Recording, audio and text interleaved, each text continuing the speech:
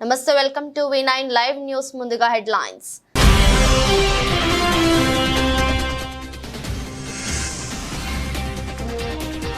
Telangana CM Revanth రెడ్డితో Japan రాయబారి భేటీ తెలంగాణలో పెట్టుబడుల అవకాశాలపై ఇద్దరి మధ్య చర్చ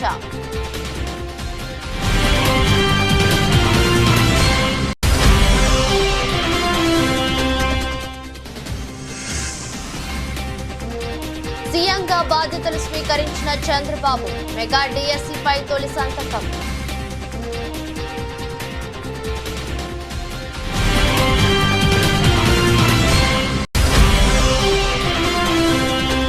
Sitarama project lift irrigation pump house 1 వద్ద పంపులను పరిశీలించిన డిప్యూటీ సీఎం బట్టి సాగునీటి పారుదల శాఖ మంత్రి ఉత్తమ్ ఆగస్టు 15 నాటికి గోదావరి నీళ్లను అందిస్తామని వెల్లడి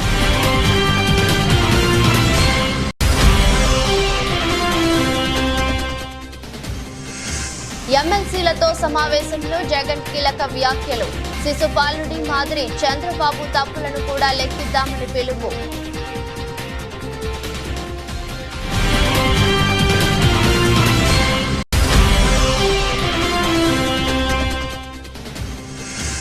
ఓడితే రాజకీయాల నుంచి తప్పుకుంటానన్న ఛాలెంజ్ పై అనిల్ కుమార్ ఆసక్తికర వ్యాఖ్యలు తన ఛాలెంజ్ ను ఎవరూ స్వీకరించలేదని వెల్లడి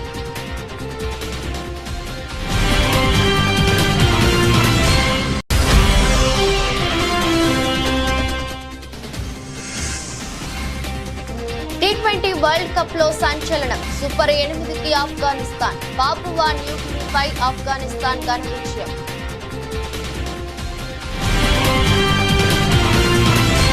తెలంగాణ ముఖ్యమంత్రి రేవంత్ రెడ్డిని జపాన్ రాయబారి సుజుకి హిరోషి మర్యాదపూర్వకంగా కలిశారు ఈ సందర్భంగా తెలంగాణలో పెట్టుబడుల అవకాశాలు ప్రభుత్వ ప్రాధాన్యత రంగాలు ఉపాధి కల్పన తదితర అంశాలపై వారి మధ్య చర్చ జరిగింది ఇందుకు సంబంధించి సీఎం రేవంత్ రెడ్డి ఎక్స్ వేదికగా ట్వీట్ చేశారు జపాన్ రాయబారి మర్యాదపూర్వకంగా తనను కలిసినట్లు పేర్కొన్నారు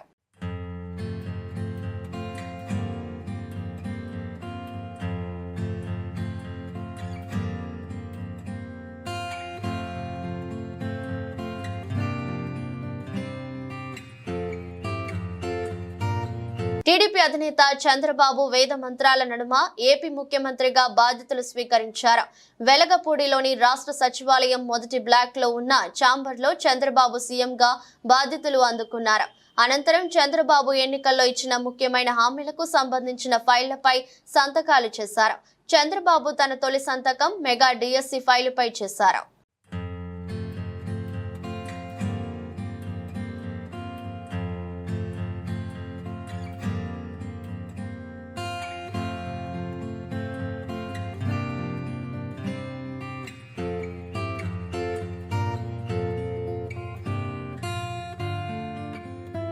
కిషన్ రెడ్డి బండి సంజయ్లు కేంద్ర మంత్రులుగా బాధ్యతలను స్వీకరించారు కేంద్ర బొగ్గు గనుల శాఖ మంత్రిగా కిషన్ రెడ్డి బాధ్యతలు చేపట్టగా ఢిల్లీలోని హోంశాఖ కార్యాలయంలో కేంద్ర హోంశాఖ సహాయ మంత్రిగా బండి సంజయ్ బాధ్యతలు స్వీకరించారు ఈ సందర్భంగా కిషన్ రెడ్డి మాట్లాడుతూ మోదీ హయాంలో కోతలు లేకుండా విద్యుత్ ను అందిస్తున్నట్లు చెప్పారు అధికంగా బొగ్గు ఆధారిత విద్యుత్ ఉత్పత్తి జరుగుతోందన్నారు ఇతర దేశాల నుంచి మనం బొగ్గును దిగుమతి చేసుకుంటున్నామని తెలిపారు మున్ముందు దిగుమతిని తగ్గించి దేశీయంగా ఉత్పత్తిని పెంచుతామన్నారు ఖనిజాల అన్వేషణ తవ్వకాల ద్వారా ఉపాధి కల్పనకు కృషి చేస్తామని బొగ్గు గనుల మంత్రిత్వ శాఖల అధికారులతో ఒక బృందంగా నిబద్ధతతో పనిచేస్తామని కిషన్ రెడ్డి తెలిపారు బొగ్గు అండ్ గనులు ఈ రెండు డిపార్ట్మెంట్ సంబంధించి మంత్రిగా ప్రధానమంత్రి గారు నాకు బాధ్యతలు ఇవ్వడం జరిగింది ఈరోజు అధికారపూర్వకంగా ఈ బాధ్యతలు ఈరోజు చేపట్టాను మనకందరికీ తెలుసు దేశంలో విద్యుత్ లేకుండా పవర్ లేకుండా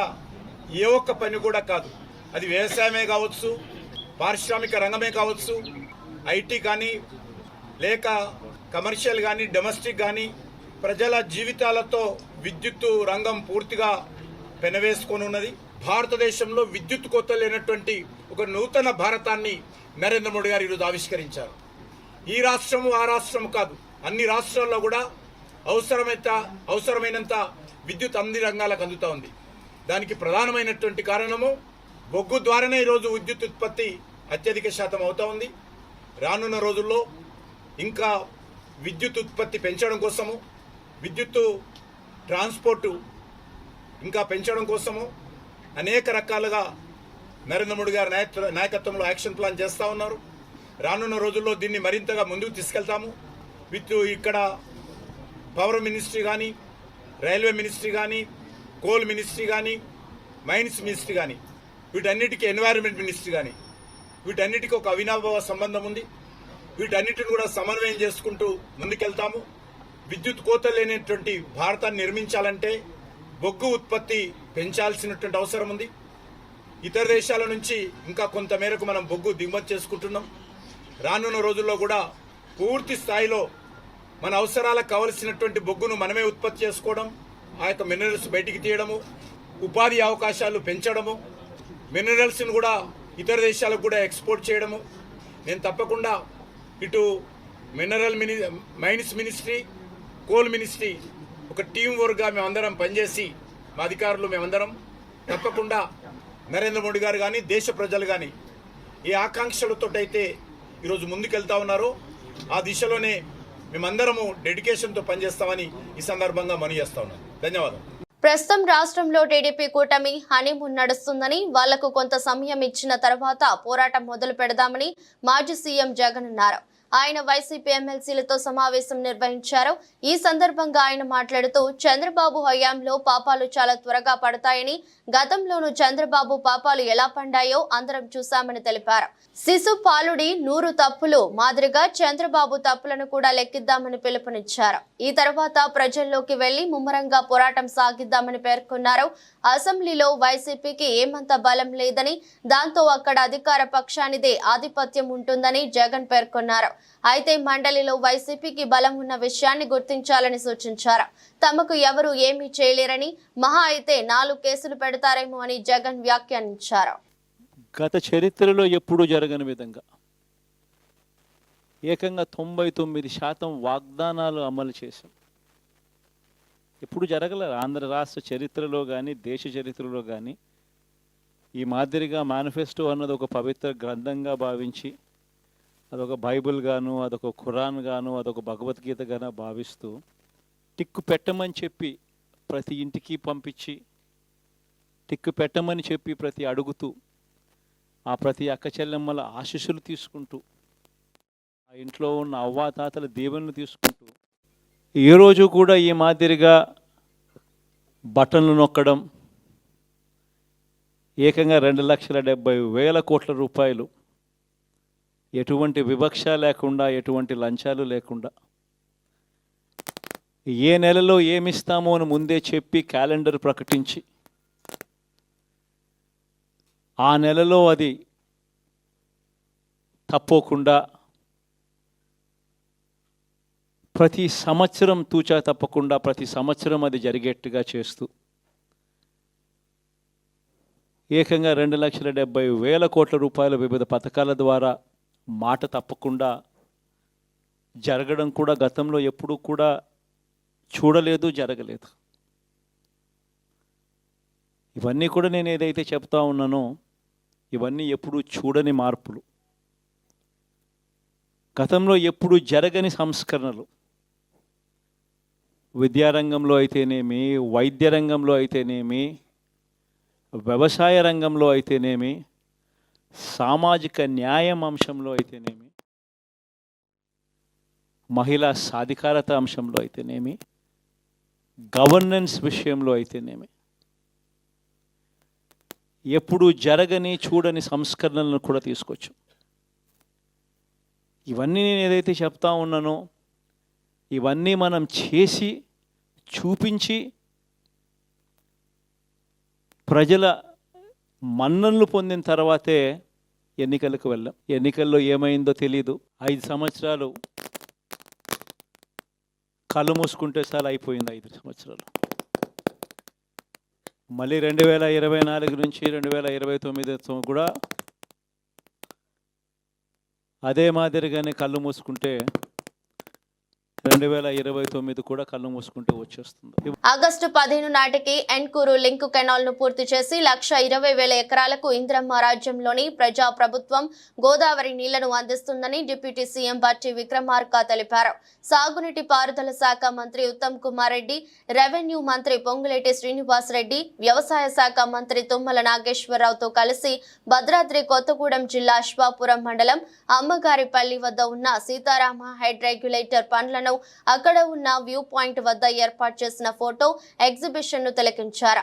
అక్కడి నుంచి Sitarama lift irrigation project pump house 1 వద్దకు చేరుకుని పంప్ హౌస్ పనులను పరిశీలించి అనంతరం పవర్ సప్లై ను ప్రారంభించారు. ఆ తర్వాత పంప్ హౌస్ 3 వద్దకు చేరుకుని ప్రాజెక్టు పురోగతిపై అధికారులతో సమీక్షించారు. అనంతరం డిప్యూటీ సీఎం బట్టి విక్రమార్క మాట్లాడుతూ కేవలం 2,654 కోట్లతో పూర్తయ్యే రాజీవ్, ఇంద్రాసాగర్ ప్రాజెక్టులను సీతారామ ప్రాజెక్టుగా రీడిజైన్ చేసి 20,000 కోట్ల రూపాయలకు పెంచి గత ప్రభుత్వం ప్రజాధనాన్ని దుర్వినియోగం చేసిందని విమర్శించారు.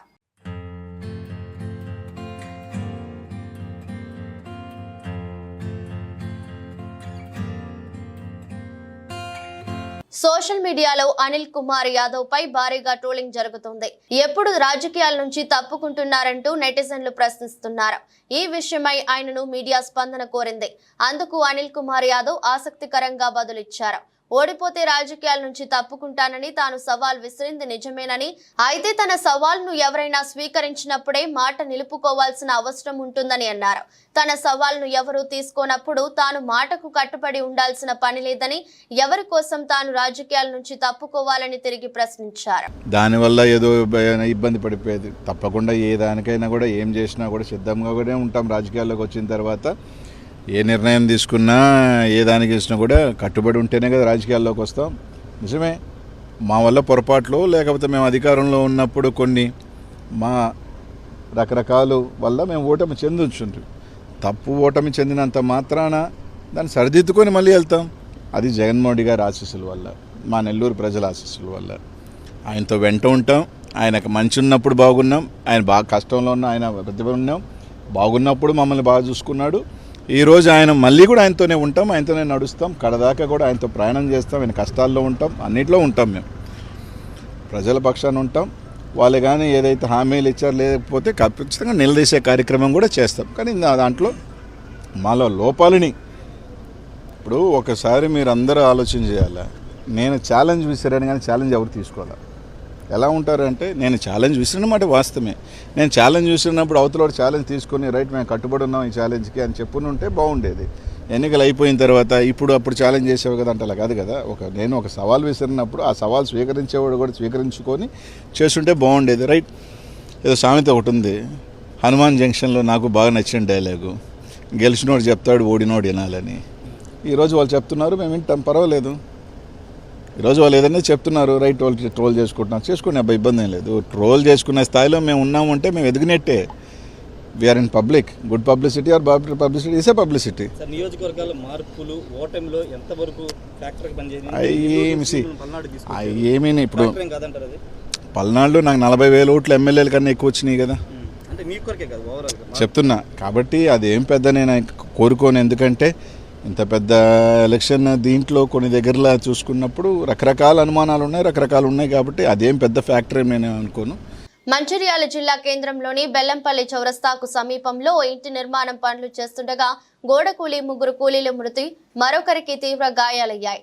ఈ సంఘటన స్థలానికి చేరుకున్న Ramagundam police commissioner M Srinivas IPS అక్కడ పరిస్థితిని పరిశీలించి సంఘటనకు సంబంధించిన దానిపై పూర్తి స్థాయిలో దర్యాప్తు చేస్తామన్నారు. ముందస్తు జాగ్రత్తలు తీసుకోకపోవడం వల్లనే ప్రమాదం జరిగిందని, ముందస్తు జాగ్రత్తలు తీసుకొని ఉంటే 3 ప్రాణాలు పోయి ఉండేవి కాదని అన్నారు. ఒకరికి తీవ్ర గాయాలు కావడంతో వ్యక్తిని ప్రభుత్వ ఆసుపత్రికి తరలించారు. మంచిర్యాలలో నందిని హాస్పిటల్ పక్కన ఇంకొక సైట్లో ఒక హై రైజ్ కన్స్ట్రక్షన్ జరుగుతూ ఉంది. ఇక్కడ జరుగుతూ ఉంటే దాన్ని బేస్మెంట్ తవ్వడంలో ఆల్రెడీ రిటైనింగ్ వాల్ కట్టి ఉన్నారు. ఆల్రెడీ పక్కన ప్లాట్ వాళ్లకు ఈ ప్లాట్ వాళ్ళకి ఒక కాంపౌండ్ వాల్ కట్టడంలో ఆల్రెడీ వర్కర్స్ పనిచేస్తున్నారు. వర్కర్స్ పనిచేస్తుంటే అక్కడ కాంపౌండ్ వాల్ అవతల పక్కన ఉన్న కాంపౌండ్ వాల్ మొత్తం మట్టితో కిందంతా మట్టి లూజ్ మట్టిగా ఉండడం వల్ల టోటల్గా సడన్గా కొలాప్స్ అయింది. ఆ కొలాప్స్ కావడంలో ఎక్కడైతే 4 పనిచేస్తున్నారో నలుగురు ఆల్మోస్ట్ మట్టిలో కూరుకుపోయారు. అతి కష్టమైతే ఒక అతను బయటికి కొన్ని దెబ్బలతో బయటికి తీయగలుగుతున్నాము. ఇంకా 3 మాత్రం కంప్లీట్గా చనిపోవడం జరిగింది. దాంట్లో ఈ యొక్క కన్స్ట్రక్షన్కి మున్సిపాలిటీ వాళ్ళు ఎలా పర్మిషన్స్ ఇచ్చారు, ఏ విధంగా పర్మిషన్ ఇచ్చారు, దాని యొక్క ఈ గైడ్లైన్స్ ప్రకారం ఇచ్చారా లేదా అనేది కూడా మేము వాకప్ చేస్తున్నాము. ఒక లాస్ట్ పర్సన్ని కూడా ఇక్కడ తీస్తున్నాము, రెస్క్యూ ఆపరేషన్ చేస్తున్నాము. అది తీసుకొచ్చి ముగ్గురు ప్రస్తుతానికి 3 చనిపోయి ఉన్నారు. ఒక పర్సన్ని రెస్క్యూ చేశారు. ఇట్లాంటి కన్స్ట్రక్షన్స్ ఎందుకు జరుగుతున్నాయి, ఎట్లా పర్మిషన్స్ ఇస్తున్నారు, ఈవెన్ కలెక్టర్ గారు కూడా చెప్పడం జరిగింది. త్వరలో ఇప్పుడు కలెక్టర్ గారు కూడా లేకపోతే అడిషనల్ కలెక్టర్ గారు వచ్చి విజిట్ చేయొచ్చు. వాళ్ళకు కూడా ఈ కంప్లైంట్ మేము రైజ్ చేస్తున్నాము.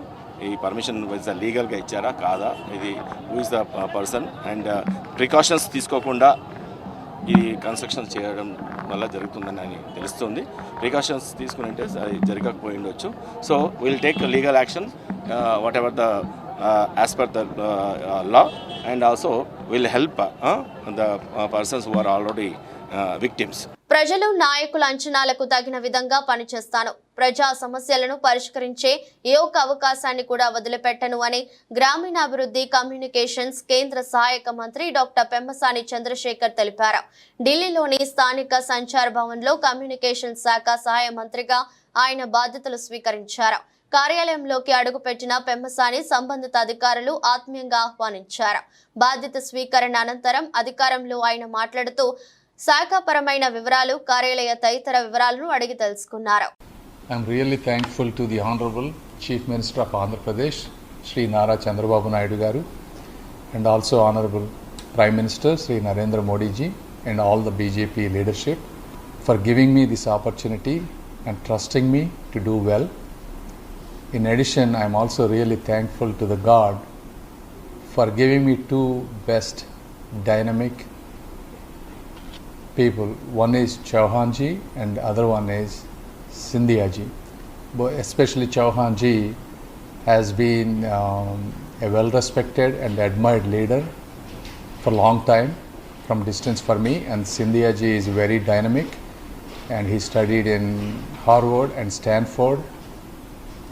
And somewhat contemporary to life. So having both of them, I'm hoping we will get so much mentorship as well as taking me forward in serving my nation today.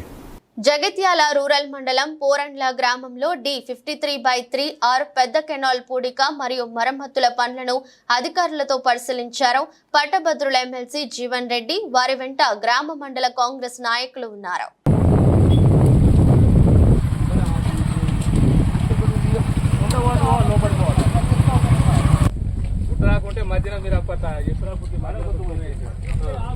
ఇవన్నీ survey చేయించి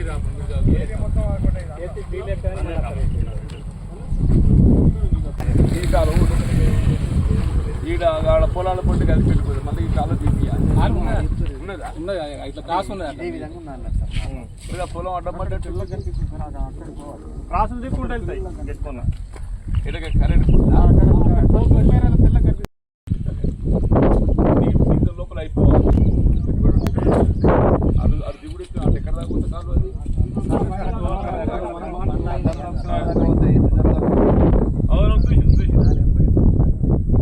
అది ఆ కాలువ సాఫే ఉన్నదా? ఆ కాలువ సాఫ్, కాలువ ప్రాబ్లం లేదు కదా. మరి అది ఎన్ఆర్జీ చేసిన చేసిందా? ఓటు బ్యాంకు రాజకీయాలకు స్వస్తి చెప్పి ప్రజల జీవితాలలో వెలుగులు నింపేందుకే 5 సంవత్సరాల పరిపాలన సాగుతున్నదనడానికి ముఖ్యమంత్రిగా బాధ్యతలు చేపట్టిన వెంటనే ప్రజలకు, సామాన్యులకు, విద్యార్థులకు అందరికీ మేలు చేకూరే విధంగా ఆయన చేసిన 5 సంతకాలు నిదర్శనమని జ్యోతుల నెహ్రూ హర్షం వ్యక్తం చేశారు. ముందుగా మొట్టమొదటి సంతకం మెగా డిఎస్సిపై పెట్టి 16,010 మందికి ఉద్యోగ అవకాశాలు కల్పించడం లక్ష్యంగా పెట్టడం జరిగిందని, రెండవ సంతకం ప్రజలందరినీ భయభ్రాంతులకు గురి చేసిన ల్యాండ్ టైటిలింగ్ యాక్ట్ రద్దు చేసే విధంగా పెట్టడం జరిగింది. తనకు మంత్రి పదవి కన్నా తన నియోజకవర్గానికి ఇచ్చిన 4 హామీలు విద్య, వైద్యం, త్రాగునీరు, సాగునీరు, ఉద్యోగ ఉపాధి అవకాశాలు కల్పించడమే ధ్యేయంగా పనిచేస్తానని అన్నారు. ఈ కార్యక్రమంలో ఎస్వీఎస్ అప్పలరాజు, మారిశెట్టి భద్రం, కొత్త కొండబాబు, పాటంశెట్టి రవి, అన్నవరం రాము, గల్ల రామచంద్రరావు తదితరులు పాల్గొన్నారు. ప్రధానంగా ముఖ్యమంత్రి గారికి సర్వాధికారాలు ఉంటాయి. మంత్రులు ఇచ్చేదాన్ని ఇక్కడ ముందు మీ అందరికీ కానీ మా కార్యకర్తలకు కానీ తెలియజేయాల్సింది, నేను మంత్రి కావాలి అని చెప్పి ఆయన అడగలేదు. ఆయన ఏ సందర్భంలోనే నాకు ఇస్తానని చెప్పలేదు. నెంబర్ 1 దాని మీద, ఎందుకంటే నా ఆలోచనలు నాకు ఉన్నాయి. నేను ఒక బృహత్తరమైనటువంటి 4 కార్యక్రమాలు పెట్టుకున్నాను. ఆ 4 కార్యక్రమాలని నేను సాధించాలి, నా ప్రాంతానికి తెచ్చుకోవాలి అనుకుంటే మంత్రి కంటే ప్రాధాన్యత 4: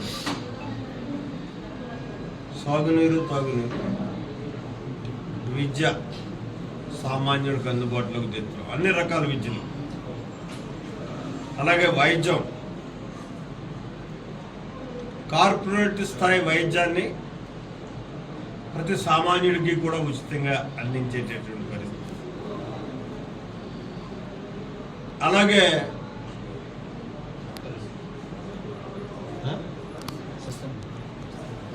పరిశ్రమ, 4 మండలాల్లో 4 పెద్ద పరిశ్రమలు లేవు. అంటే నిరుద్యోగ సమస్యని తగ్గించడం కోసం చేసే కార్యక్రమం. ఈ 4 వస్తే నా నియోజకవర్గం ఒక వెల్-నోన్ నియోజకవర్గంగా తయారవుతుంది. ఎన్నిక ఏదైనా కాంగ్రెస్ గెలుపుపోయే లక్ష్యంగా ప్రతి కార్యకర్త సమిష్టిగా కృషి చేయాలని, కార్యకర్తలైన ధైర్యమని, కష్టపడి పనిచేసిన కార్యకర్తలకు గుర్తింపు, గౌరవం వచ్చేలా చేసి కార్యకర్తల రుణం తీర్చుకుంటా అని పరకాల ఎమ్మెల్యే రేవూరి ప్రకాష్ రెడ్డి అన్నారు.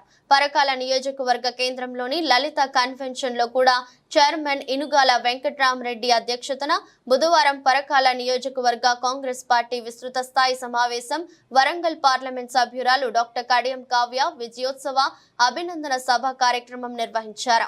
అనంతరం ఇటీవల జరిగిన పార్లమెంట్ ఎన్నికల్లో భారీ మెజారిటీతో గెలిచిన వరంగల్ పార్లమెంట్ సభ్యురాలు డాక్టర్ కడియం కావ్యని పరకాల నియోజకవర్గ నాయకులు, కార్యకర్తలు శాలువాలు కప్పి పుష్పగుచ్చాలు అందించి గజమాలలతో సత్కరించారు. అందరికీ అడిగిన వాళ్ళకి ఇవ్వలేము. వచ్చే ఒక్కరికైనా కూడా మనం సంతృప్తి చెందాలి. కానీ ఎమ్మెల్యే గారికి చెప్పాను, నాకు పట్టించుకుంటే లేదు, లేకుండా నాకు వీలు కాదన్నాడు అని మీరు నా మీద ప్రశ్న వేసుకుంటే మాత్రం నేను చేసేది ఏమీ లేదు. ఉన్న విషయం చెప్తున్నా. ఎందుకంటే అన్నిటికీ అన్నిటి నేను ఏదైనా చెప్తే నిజాయితీ చెప్తాను, బాబు నీకు వస్తుంది, లేకుండా నీకు రాదు అని విషయం నిజాయితీ చెప్తాను. కానీ అడిగినమ్మా రాలేదు అని చెప్పి నా మీద శత్రుత్వం పెంచుకొని ఏదో మాట్లాడకుండా కూర్చుంటే, నేను వాళ్ళేదో పట్టించుకుంటే కూర్చుంటే నా టైం వృధా అవుతుంది. ఆ గురించి నేను పట్టించుకోవడం కూడా పట్టించుకోను. కనుక దయచేసి కార్యకర్తలందరూ కూడా మనము కార్యములాగా గెలిపించుకున్నట్టుగా, నాకు గెలిపించుకున్నట్టుగా ఐకమత్యంగా పనిచేయండి. ఎందుకంటే ప్రతిపక్షం ఉన్నప్పుడు ఐకమత్యంగా ఉంటాం. అధికారాలకు వచ్చే వరకు నాకు కావాలని తొందరపడకండి. నేను చాలా స్పష్టంగా చెప్పాను, ప్రతి ఒక్కరికి మనకు అవకాశం ఉంది. కొందరికి నామినేషన్ పదవులు వస్తాయి, కొందరికి నామినేషన్ పదవులు వస్తాయి, కొందరికి అంగన్వాడీలు, ఆయాలు తీసుకునే అవకాశాలు వస్తాయి. ఇంకా అవకాశం రాని వాళ్ళు ఎవరైనా పూర్ ఫ్యామిలీస్ ఉన్నారంటే భగవంతుడు అందిస్తే మరి కొంత ఆర్థికపరమైన సహకారం అందించే అవకాశాలు ఉంటాయి. ఇన్ని రకాలుగా మనం ఉపయోగించుకోవచ్చు. అంతేగాని ప్రభుత్వాలలోని కాకండి, మాయమండలంలోని కాకండి. నాకున్నది మాత్రం 4.5 సంవత్సరాల టైం అని చెప్పి రోజు అనుకుంటున్నాను. ఈ ఉన్న టైంలో 2 రోజులు నాకు ముందున్నాయి. నాకు పరకాల నియోజకవర్గాన్ని ఒక సోదరుడు రాశాడు పత్రికలలో, చూసే వార్తా పత్రికలను కూడా. మరి నర్సపేటలో ఉన్న మార్క్ ఇక్కడ పెడతా చేసి పెడాలి ప్రకాష్ రెడ్డి గారు అన్నారు. 100% కొంత క్రైమ్ మనకు 2.5 నెలలు 3 నెలలు తీసుకుపోయిన ఆలోచనలు ఉన్నాయి. ఉత్తరాంధ్ర తిరుపతిగా భాషిల్లుతున్న పెందుర్తి వెంకటాద్రిని విజయనగరం జిల్లా శృంగవరపుకోట ఎమ్మెల్యే కోళ్ల లలిత కుమారి రామ్ ప్రసాద్ దంపతులు దర్శించుకున్నారు. మూడోసారి ఎమ్మెల్యేగా గెలిచిన లలిత కుమారి రామ్ ప్రసాద్ కుటుంబ సభ్యులతో కలిసి వెంకటేశ్వర స్వామిని దర్శించుకుని మొక్కులు చెల్లించుకున్నారు. క్షేత్ర ప్రదక్షిణ చేసి ధ్వజస్తంభంకు పూజలు చేశారు. ఆలయ ప్రధాన అర్చకులు మహర్తి రామానుజాచార్యులు లలిత కుమారి దంపతులు పేరిట ప్రత్యేక పూజలు నిర్వహించి తీర్థ ప్రసాదాలు అందజేశారు. అనంతరం స్వామివారి శేష వస్త్రంతో ఆశీర్వదించారు. ఈ సందర్భంగా లలిత కుమారి మాట్లాడుతూ టీటీడీ బోర్డు మెంబర్ గా ఉన్నప్పటి నుండి స్వామివారితో తనకు అనుబంధం ఉందని, వెంకటాద్రి అభివృద్ధికి తన వంతు కృషి చేస్తానని తెలిపారు. వారి వెంట వియ్యంకుడు లాలం అర్జున, టీడీపీ నాయకుడు ఏడువాక వెంకటరమణ తదితరులు పాల్గొన్నారు. మావోయిస్టులు తమ మనుగడ కోసమే అనేక దుశ్చర్యలకు పాల్పడుతున్నారని భద్రాద్రి కొత్తగూడెం జిల్లా ఎస్పీ రోహిత్ రాజ్ అన్నారు. తెలంగాణ ఛత్తీస్గఢ్ సరిహద్దు అటవీ ప్రాంతాల్లోని ఆదివాసీ ప్రజలు మావోయిస్టుల చర్యలతో భయభ్రాంతులకు గురవుతున్నారని తెలిపారు. తెలంగాణ ఛత్తీస్గఢ్ రాష్ట్రాల సరిహద్దు ప్రాంతమైన చర్ల మండలంలోని పూసుగుప్ప అటవీ ప్రాంతంలో నివసించే ఆదివాసీలు తాము అడవుల్లోనికి వెళ్లాలంటే మావోయిస్టులు పెట్టిన మందు పాత్రల వలన ప్రాణహాని ఉందని పోలీసులకు ఫిర్యాదు చేయడంతో పోలీసులు అట్టి సందేహాస్పద అటవీ ప్రాంతాలను క్షుణ్ణంగా తనిఖీ చేయగా బూబీ ట్రాప్స్ బయటపడ్డాయని తెలిపారు. తెలంగాణ ఛత్తీస్గఢ్ రాష్ట్రాల సరిహద్దు ప్రాంతాల్లో నివసించి ఆదివాసీ ప్రజల సంక్షేమం అభివృద్ధి కొరకు ప్రభుత్వం కృషి చేస్తుందని, కావున ప్రభుత్వానికి సహకరించాల్సిందిగా ప్రజలకు పోలీస్ శాఖ విజ్ఞప్తి చేస్తుందని తెలిపారు. T20 వరల్డ్ కప్ లో మరో పెను సంచలనం నమోదైంది. పసికూన ఆఫ్ఘనిస్తాన్ సూపర్ 8లోకి ఎంట్రీ ఇచ్చింది. గ్రూప్ సి లో భాగంగా శుక్రవారం జరిగిన మ్యాచ్ లో పాపువా న్యూగినీ పై ఆఫ్ఘనిస్తాన్ ఘన విజయం సాధించింది. 7 వికెట్ల తేడాతో గెలుపొందింది. ఫలితంగా ఆఫ్ఘాన్ జట్టు సూపర్ 8కి దూసుకెళ్లింది. మొదట బ్యాటింగ్ చేసిన పాపువా న్యూగినీ జట్టు 95 పరుగులు చేసింది. క్లిపిన్ డొరిగా 27తో టాప్ స్కోరర్ గా నిలిచాడు. ఫరూకీ 3 వికెట్లు, నవీన్ ఉల్ హక్ 2, నూర్ అహ్మద్ 1 వికెట్ తీశారు. ఈ లక్ష్యాన్ని ఆఫ్ఘన్ టీం 15.1 ఓవర్లలోనే ఛేదించింది. ఈ మ్యాచ్ లో ఆఫ్ఘన్ బ్యాటర్ గల్బదీన్ నైబర్ 49 పరుగుల నాట్అవుట్ తో రాణించాడు. దీంతో గ్రూప్ సి నుంచి వెస్టిండీస్ తో పాటు ఆఫ్ఘన్ కూడా సూపర్ 8కి దూసుకెళ్లింది. వార్తలు ముగించే ముందు మరోసారి హెడ్లైన్స్.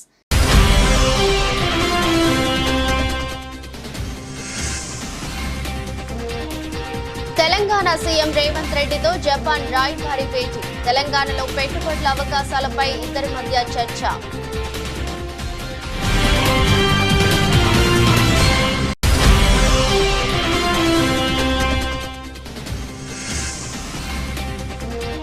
సీఎంగా బాధ్యతలు స్వీకరించిన చంద్రబాబు మెగా డిఎస్సీపై తొలి సంతకం.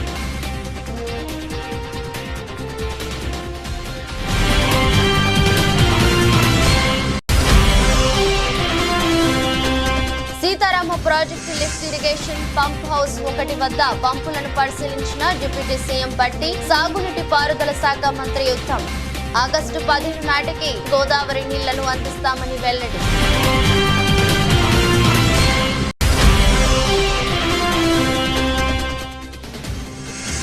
ఎమ్మెల్సీలతో సమావేశంలో జగన్ కీలక వ్యాఖ్యలు. శిశుపాలుడి మాదిరి చంద్రబాబు తప్పులను కూడా లెక్కిద్దామని పిలుపు.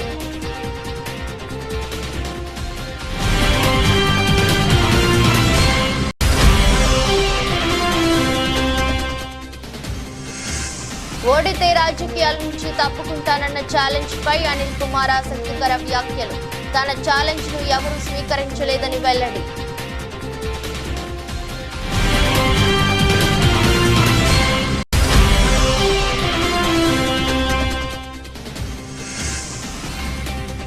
T20 వరల్డ్ కప్ లో సంచలనం. సూపర్ 8కి ఆఫ్ఘనిస్తాన్. పాపువా న్యూగినీపై ఆఫ్ఘనిస్తాన్ ఘన విజయం.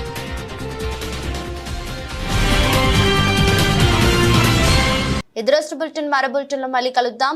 అంతవరకు సెలవు. నమస్కారం.